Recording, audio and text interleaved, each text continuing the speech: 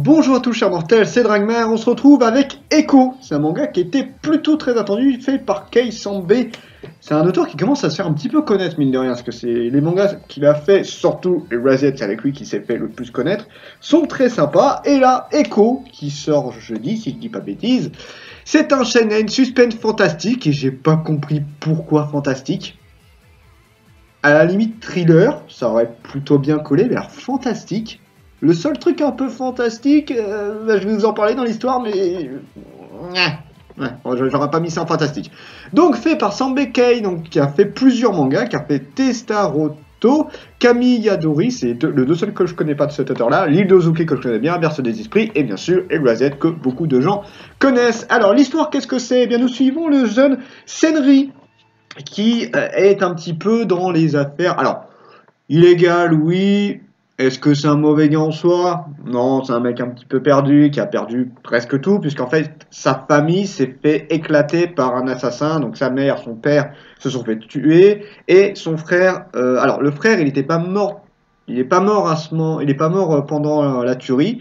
En fait, voilà, de base, l'histoire de cette famille, c'est que le père, c'était un gros connard qui arrêtait pas de boire, tout ça, qui frappait sa mère, qui frappait les deux enfants, donc du coup deux jumeaux.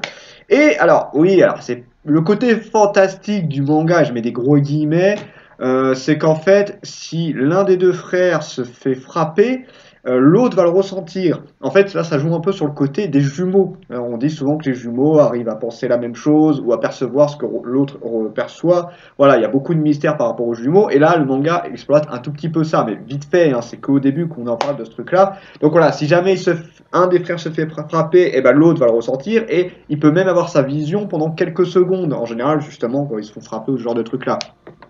Et du coup, ils essayent d'échanger de temps en temps parce que forcément, il y en a un des deux qui va se faire taper par le père qui a toujours envie de tabasser ses gosses. Et un soir, eh bien, voilà, du coup, il va sentir une énorme douleur dans son épaule. Il dit c'est pas normal quand même à ce point-là.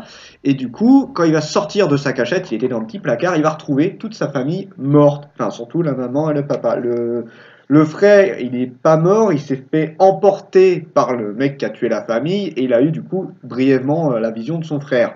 Après, il l'a perdu pendant très longtemps, il s'est retrouvé du coup dans un centre d'orphelinat et quelques mois plus tard, alors, je ne sais plus si c'est mois ou années, il va ressentir une énorme douleur sur le crâne et il va revoir encore une dernière fois une vision de son frère qui s'est fait là par contre tuer. Et là maintenant, ça va être une chasse à l'homme pour savoir où est le mec qui a tué son frère. Le seul indice qu'il a, c'est que c'est un homme, et surtout qu'il a une cicatrice en forme de Kenji de feu. Voilà, donc c'est une cicatrice un petit peu particulière.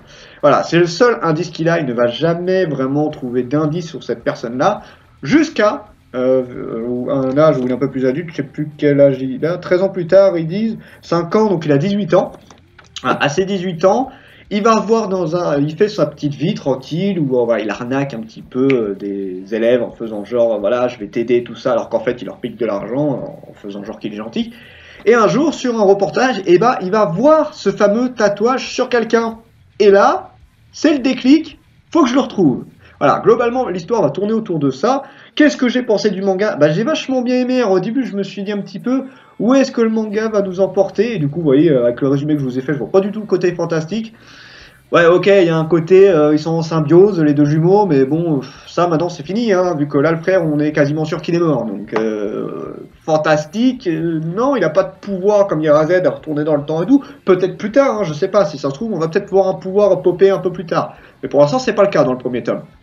Donc le fantastique, c'était pas nécessaire pour moi. Un gros thriller, j'aurais bien mis ça. Donc j'ai beaucoup aimé. Le gros point fort du manga, c'est le personnage. Et c'est souvent d'ailleurs le point fort des mangas de Sambe Kei, c'est que les personnages sont vachement bien foutus. Bien évidemment, l'histoire, comment ça s'enchaîne et tout, c'est bien. Mais là, le personnage est juste ultra bien. C'est vraiment, il est prêt à tout. S'il faut crever pour aller atteindre ne serait-ce qu'un petit indice, il le fera. Et ça, c'est juste magnifique. Bon, pas magnifique au point de mourir et tout, mais voilà, il est déterminé. Et tu t'accroches très vite au personnage. On suit aussi une autre jeune fille qui a un lien avec lui dans le sens où elle le connaît depuis assez jeune. Et voilà, elle essaye de faire en sorte que ce gars-là ne va pas trop du côté du mal en évitant qu'il fasse trop de conneries. C'est mal parti, vu comment le mec est déterminé, je pense que là, il y aura forcément des meurtres de sa part. Ça, c'est que mon avis. Mais à mon avis, ça risque d'arriver, vu dans quoi il est en train de plonger. Donc voilà, ça c'est pour l'histoire de base. Je vais éviter de trop dévoiler, parce que j'en ai déjà dit pas mal. Donc pour ce premier tome, ouais, franchement, j'apprécie beaucoup, beaucoup. Donc les notes de potentiel, alors je mets un 14 à l'histoire. Pourquoi je mets une note, bon, peut-être pas mauvaise en soi, c'est que c'est pas vraiment nouveau dans le sens où voilà, la revanche, c'est du vu et du revu. Maintenant, ce qui va changer, c'est comme à chaque fois, on peut reprendre un style qui a déjà été pris des millions de fois. Ce qui va changer, c'est la manière de comment c'est traité et surtout comment le charisme du personnage surtout. Et là, pour l'instant, on est sur un bon point. Donc je mets un 14 parce que pour l'instant, bon, c'est plutôt banal. C'est vraiment le personnage qui fait tout pour moi pour l'instant. Parce que voilà. En fait, justement, il y aurait eu le frère aurait été encore en vie.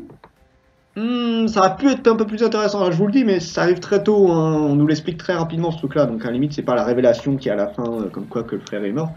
Ouais, franchement, j'aime bien, mais je lui mettrai pas plus en note d'histoire. Pour les personnages, je lui mets un 18, sans hésiter, j'ai kiffé le personnage, bon pareil, c'est un petit peu particulier, hein, c'est le genre de personnage que j'aime bien, on va dire. En fait, une des scènes que vraiment j'ai surkiffé, c'est un des moments où il était contre plusieurs mecs qui avaient des indices sur le meurtrier de son frère. Et putain, je savourais dire la scène, mais ouais, à ce moment-là, t'étais en mode, oh putain la vache. Non, franchement, le mec est super intéressant, tu t'y accroches très vite, et je sens, je l'apprécie déjà, et je sens que je vais l'apprécier tout autant. De toute façon, Sean McKay, j'ai beaucoup aimé déjà ces autres personnages qu'il a fait, on s'y accrochait très vite, et là pour l'instant c'est la même chose, donc voilà, oui, je suis pas du tout objectif sur ses notes, puisque j'apprécie déjà beaucoup cet auteur-là et les histoires qu'il a fait, donc oui, je suis pas du tout bon là-dessus. Pour les dessins, j'ai mis un 16, alors il a un style un petit peu particulier, c'est facile de le reconnaître, ça c'est cool déjà, c'est facile de reconnaître son style. Bon, c'est une reproche personnelle, vraiment personnelle. J'aime pas trop quand il fait les grosses lèvres. En fait, il fait ça sur certains personnages. Et genre, toi, la fille qu'on suit, justement, que je vous disais, qui essaie de faire en sorte que l'héros ne va pas trop dans le mal, elle a des grosses lèvres un petit peu particulières. En fait, c'est dessiné d'une façon qu'on dirait que les lèvres sont énormes. Et je trouve ça pas très joli, mais bon, c'est personnel là. Et en plus, il y a des moments où, justement, quand elle parle, eh ben, les lèvres, on les voit pas forcément comme ça. Et du coup, je la trouve beaucoup plus jolie. Voilà, c'est juste personnel. Sinon, le style de dessin, bon, c'est un petit peu particulier, mais on a un côté très sombre qui colle parfaitement. En fait, voilà, il y a beaucoup de le découpage et comment c'est fait au niveau du dessin, ça colle super bien au manga, je trouve. Et surtout, il y a vachement de décors, même si des fois c'est des demi-décors où voilà, on voit le personnage, on voit un petit arrière de décor et après un peu de blanc autour. Ça colle plutôt bien et au moins l'avantage c'est qu'il y a du décor un petit peu partout. C'est cool, merci de faire ça. Je peux pas mettre plus à ce manga-là parce que quand même, je peux pas lui mettre une note excellente. Voilà, c'est un style particulier de dessin. J'arrive pas à dire qu'il est super beau, c'est son style, et on s'y fait, voilà. Mais je pourrais pas dire qu'il est super beau. Jusqu'où le manga peut aller, alors là, je serais encore moins honnête. Enfin, je suis honnête avec moi-même, on va dire ça comme ça, mais voilà.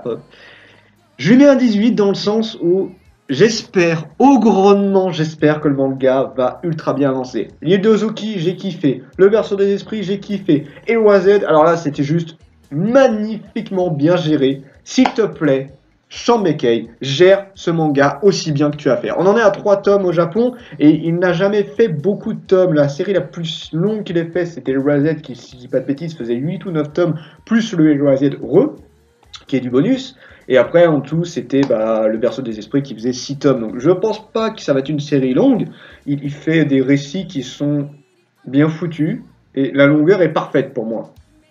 Je suis trop en kiff sur cet auteur pour avoir un bon jugement. Bon, cherchez pas à comprendre, cherchez pas. Donc voilà, Echo, franchement, ouais, à regarder absolument. Je les conseillerais plus aux fans de thriller. Parce que vous voyez, ils disent suspense, ouais, là je suis d'accord. Fantastique, non du tout.